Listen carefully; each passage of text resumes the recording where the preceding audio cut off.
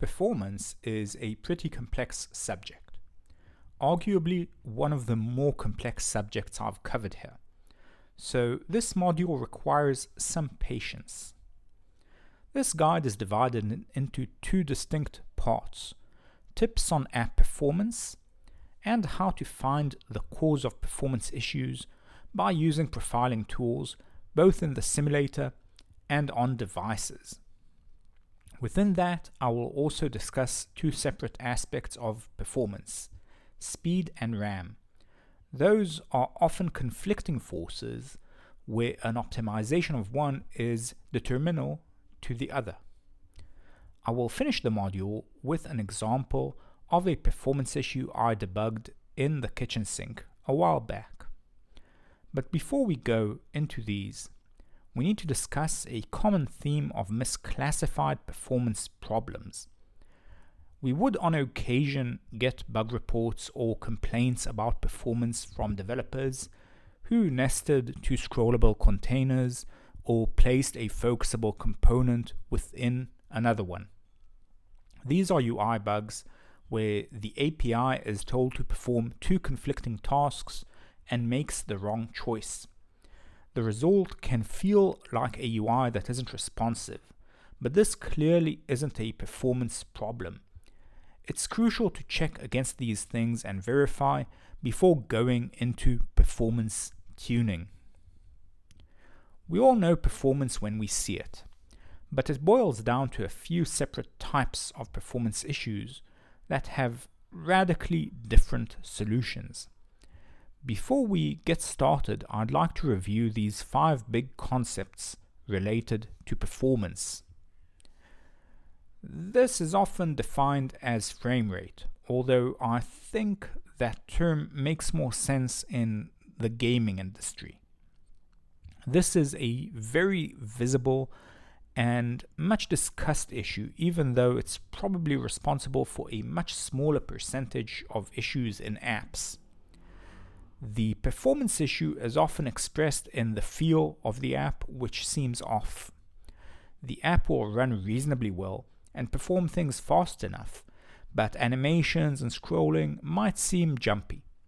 Usually rendering performance is impacted uniformly, which means you would see the performance degraded in a consistent way, and it won't improve or degrade further as you go on.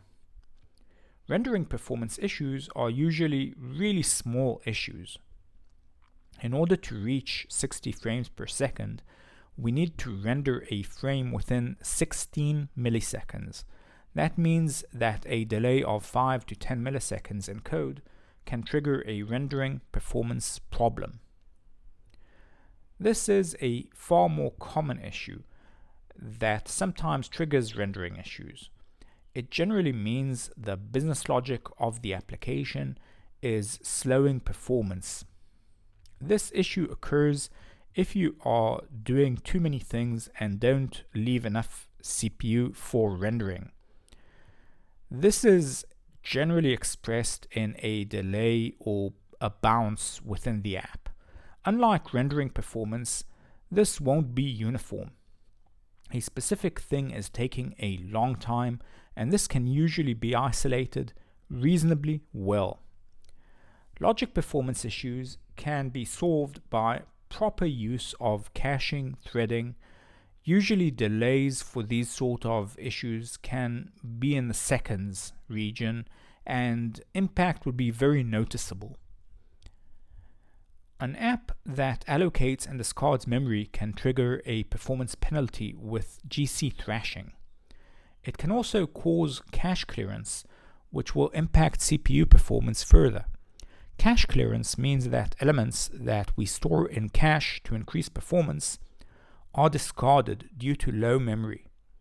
In the zeal to over-optimize, developers often overuse memory, and as a result end up with crashes due to out of memory or with cache that is constantly cleared. A huge piece of the performance puzzle is perception. Do this experiment. Create an app with a button that shows a dialog after a 1-second delay. When the user taps the button, he will get no indication of the delay. Then do the same thing with a 2-second delay, but replace the button with a loading 3 dots after the tap. The user will perceive the second version to be more responsive. This is easy to improve in the UI. Instead of using tools like infinite progress, show a UI and fill it dynamically. Ideally, have cached data from the last run ready, and then update that data into place. If a user sees a spinning animation with nothing happening, they will consider the app slow. If the app loads the data and refreshes as new data arrives, they will consider the app fast. I find that when we dig into a lot of user complaints about performance, this is probably the most common complaint. I love this quote of Donald Knuth, who wrote The Art of Computer Programming books. What was true when he started developing is still 100% true in this day and age. The real problem is that programmers have spent far too much time worrying about efficiency in the wrong places and at the wrong times. Premature optimization is the root of all evil, or at least most of it, in programming. In other words, Donald is saying, only optimize when you actually need to and based on measurements. The first rule of performance is to do what's right for your app. If you spend time optimizing at an early stage, you will have an unmaintainable app. Worse, it would be harder to optimize the app properly after the fact. In almost all cases of optimization that I worked through in my career, spanning mobile, desktop, and servers, optimizations generally boil down to caching. If you cache in the wrong place or cache the wrong thing, you can cause logic problems and pay a performance penalty. 80% of your performance gains will come from changes to 20% of the code. I'd argue the number in the real world is closer to 98% to 2%.